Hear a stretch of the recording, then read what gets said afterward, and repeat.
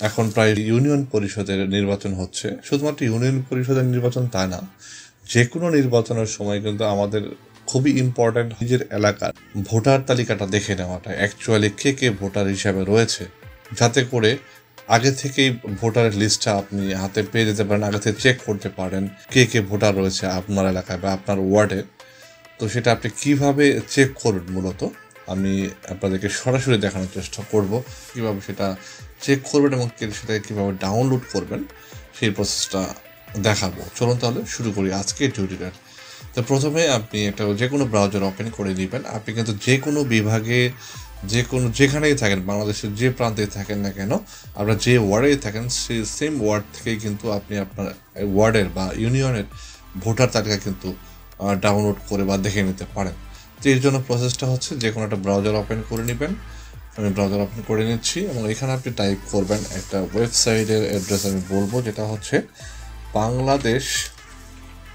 bangladesh.gov.bd লিখে enter press করে দিবেন। দিলে এরকম একটা ইন্টারফেস ওপেন হবে, একটু সময় নেবে। এটা পপ আপ রয়েছে, এটা চলে যাবে হয়তো 4-5 সেকেন্ডের ভিতরে এবং এখান থেকে আপনি অনেকগুলো সুবিধা আরও পেয়ে যেতে পারেন। আমি আপনাদেরকে এখন দেখাবো শুধুমাত্র যে আপনি আপনার এলাকার ভোটার তালিকা কিভাবে দেখবেন। তো এর জন্য যেটা করবেন, এখানে দেখেন অনেকগুলো অপশনই রয়েছে।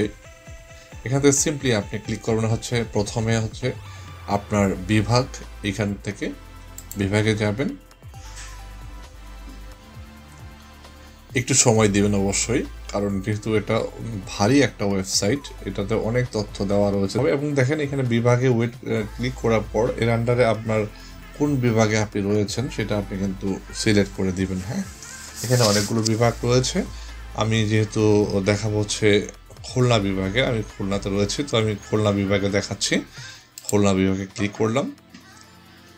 দেন এখান থেকে আপনি উপরের দিকে আর একটা সার্চ অপশন রয়েছে, যে আপনি খুলনা বিভাগের কোন জেলায় রয়েছেন এটা ক্লিক করলে আমি যশোর জেলা দেখাবো। যশোর দিলাম, আমি যশোর জেলাতে রয়েছি এবং কোন উপজেলায় এখানে আপনি সিলেক্ট করে দিবেন। আমি এটা অ্যারো বাটনটা ক্লিক করছি। আমি প্রথমে মনিরামপুর এই উপজেলায় রয়েছি। দেন এরপরে রয়েছে হচ্ছে আপনার ইউনিয়ন, আপনি কোন ইউনিয়নে রয়েছেন। ঠিক আছে, অনেকগুলো ইউনিয়ন রয়েছে আমার এখানে। তো আমার এখানে যে ইউনিয়নটা রয়েছে মূলত আমি ওই ইউনিয়নটাই আমি এখান থেকে উল্লেখ করব। সেই মনে করেন যে এখানে রয়েছে খেদাপাড়া, আমি এটাতে সিলেক্ট করে দিলাম। করে দেওয়ার পর এই ইউনিয়নের আন্ডারে যেহেতু ইউনিয়ন পরিষদের নির্বাচনের আপনি ভোটার তালিকা খুঁজছেন, সেক্ষেত্রে আপনি এভাবেই আসতে হবে। তো বিভিন্ন তালিকা রয়েছে, দেখেন একটা অপশন রয়েছে, নিচের দিকে গেলে বিভিন্ন তালিকা, এখান থেকে ডান দিকে স্ট্রেট চলে যাবেন। ইউনিয়নের ভোটার তালিকা, ভোটার হওয়ার বিভিন্ন ফর্ম এবং চূড়ান্ত ভোটার তালিকা 2016, অর্থাৎ লাস্ট 2016-তে আপডেট করা হয়েছে, সেই চূড়ান্ত ভোটার তালিকা কিন্তু আপনি এখান থেকে দেখে নিতে পারেন। তো আমি এটাতে ক্লিক করে দিচ্ছি। একটা পিডিএফ ফাইল আকারে থাকবে এবং আপনার ওয়ার্ডের কতগুলো যে ওয়ার্ড রয়েছে ইউনিয়নে, এখানে দেখেন আমি একটা যে কোনো ওয়ার্ড ডাউনলোড করে দেখাচ্ছি। 1 নং ওয়ার্ড মহিলা ভোটার তালিকা। ঠিক আছে, ওপেন দিই। দেখেন ভোটার তালিকা মহিলা, জেলা যশোর, এই যে সবই ওখানে উল্লেখ করা রয়েছে। নিচের দিকে স্ক্রল করলে আপনি ভোটার তালিকাগুলো সব দেখতে পাবেন, মহিলাগুলো।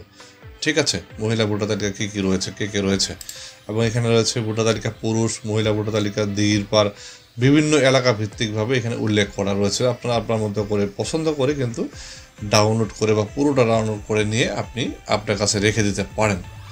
তো এই ছিল একটা প্রসেস, ছোট্ট করে আপনাদেরকে দেখানোর চেষ্টা করেছি। যারা ভোটার তালিকা নিয়ে আপডেট দেখতে চান তারা কিন্তু এই ভিডিও থেকে একটা উপকার পেয়ে যেতে পারেন। তো যদি ভিডিওটা ভালো লাগে অবশ্যই লাইক এবং কমেন্ট করবেন।